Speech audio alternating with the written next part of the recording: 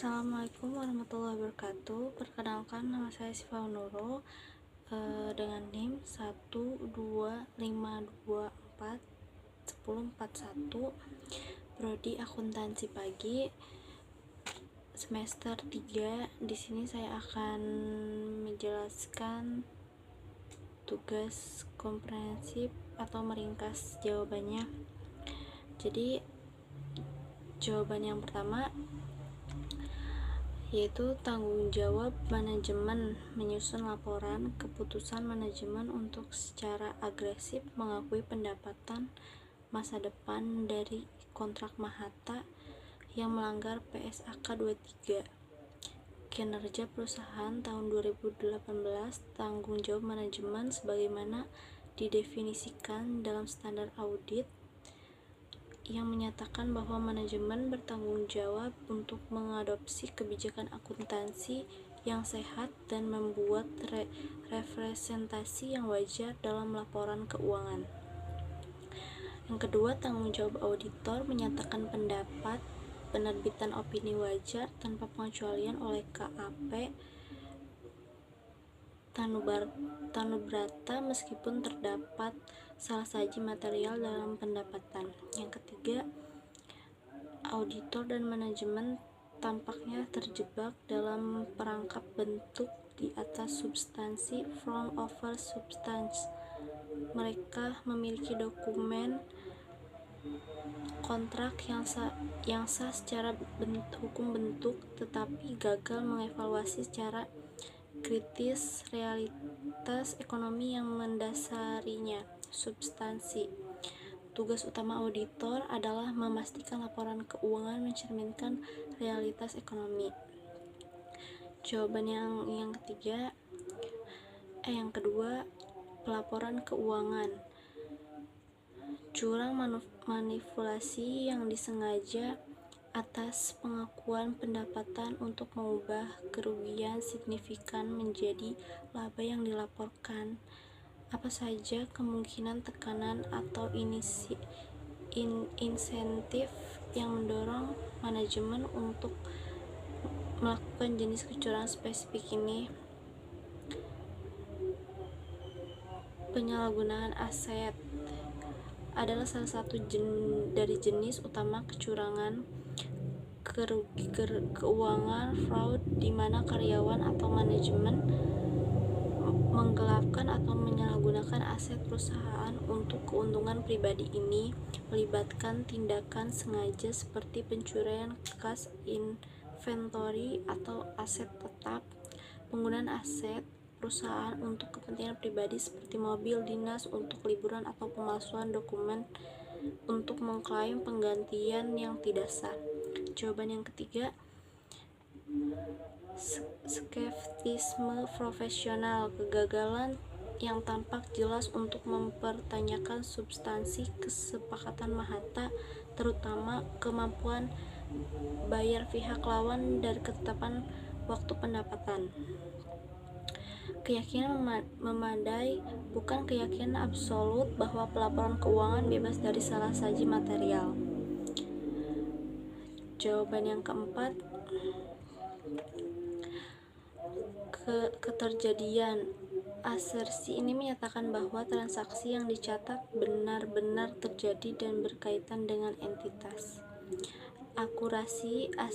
Asersi ini menyatakan bahwa jumlah dan data lain yang terkait dengan transaksi yang dicatat telah dicatat dengan tepat. Pisah bata. Asersi ini menyatakan bahwa transaksi telah dicatat dalam periode akuntansi yang benar. Jawaban yang kelima, eksistensi. Asersi ini menyatakan bahwa aset, liabilitas, dan ekuitas benar-benar ada. Pangkuan pendapatan tersebut menciptakan saldo piutang usaha yang sangat besar dari Mahata.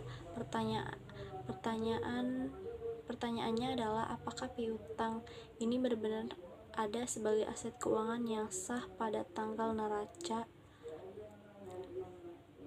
Penilaian dan alokasi. Ini adalah titik kegagalan yang paling kritis. Asersi ini menyatakan bahwa aset telah dimasukkan dalam laporan keuangan dengan sejumlah yang sesuai. Auditor seharusnya mempertanyakan secara mendalam apakah piutang dari Mahatta dicatat pada nilai relasi bersihnya kemampuan Mahatta, sebuah perusahaan yang relatif baru dan kecil, untuk memenuhi kewajiban sebesar 239 juta. Sangat diragukan piutang tersebut kemungkinan besar mengalami penurunan nilai yang parah sejak awal, mencatatnya pada nilai penuh melanggar asersi penilaian secara signifikan. Jawaban yang keenam, auditor dan manajemen tampaknya terjebak dalam perangkap bentuk di atas substansi. Mereka memiliki dokumen kontrak yang sah secara hukum bentuk, tetapi gagal mengevaluasi secara kritis realitas ekonomi yang mendasarinya substansi, bahwa pendapatan belum dihasilkan dan ketertagihannya sangat dipertanyakan. Tugas utama auditor adalah memastikan laporan keuangan mencerminkan realitas ekonomi. Dalam kasus ini, kantor akuntan publik KAP yang bersangkutan tampaknya menerima keberadaan kontrak tanpa secara memadai, menantang penilaian piutang yang dihasilkan atau ketepatan waktu pengakuan pendapatan. Jawaban yang ketujuh,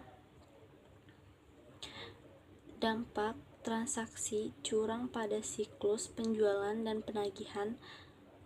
Dalam kasus ini, kecurangan terjadi karena pengakuan pendapatan dari kerjasama Mahatta. Pendapatan tersebut belum pasti atau masih berupa piutang jangka panjang yang pembayaran belum jelas. Akun penjualan pendapatan diakui terlalu dini atau bahkan fiktif. Hal ini menyebabkan saldo akun penjualan pendapatan lain-lain dalam kasus Garuda menjadi salah satu overstated. Laporan laba rugi perusahaan terlihat lebih baik dari kondisi laba yang menyesatkan profit dengan melebih-lebihkan pendapatan dan piutang. Jawaban yang ke-8,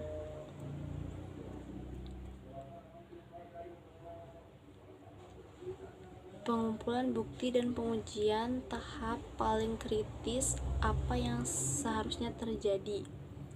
Auditor seharusnya melaksanakan prosedur audit, termasuk pengujian pengendalian jika relevan dan pengujian substantif untuk mengumpulkan bukti audit yang cukup dan tepat guna mendukung opini audit.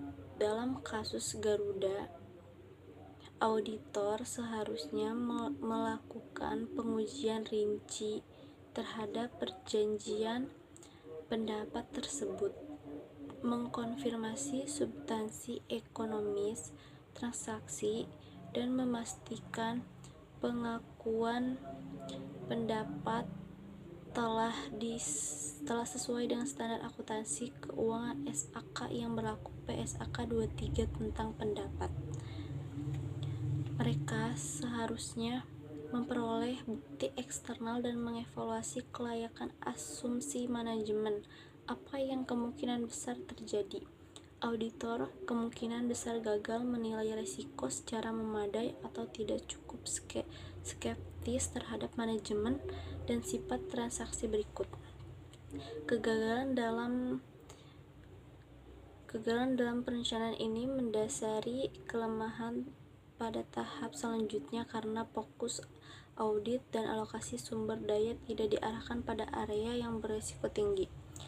Jawaban ke-9, tanggung jawab komunikasi auditor. Yang pertama, komunikasi ke komite audit. Seharusnya auditor wajib melaporkan tertulis dan telat waktu ke komite audit.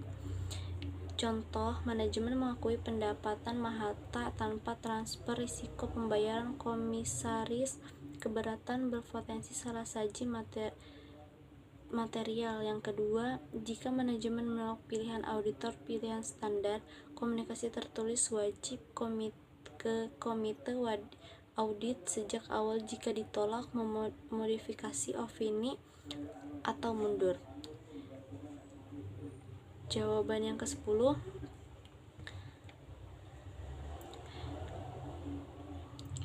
denda bagi PT Garuda Indonesia dan direksi-direksinya, perintah untuk menyajikan kembali restate laporan keuangan tahun 2018, pembekuan izin partner untuk penanggung jawab Kastner Sirumafe selama 1 tahun, perintah kepada KAP Tanubrata untuk memperbaiki kebijakan dan prosedur pengadilan mutunya.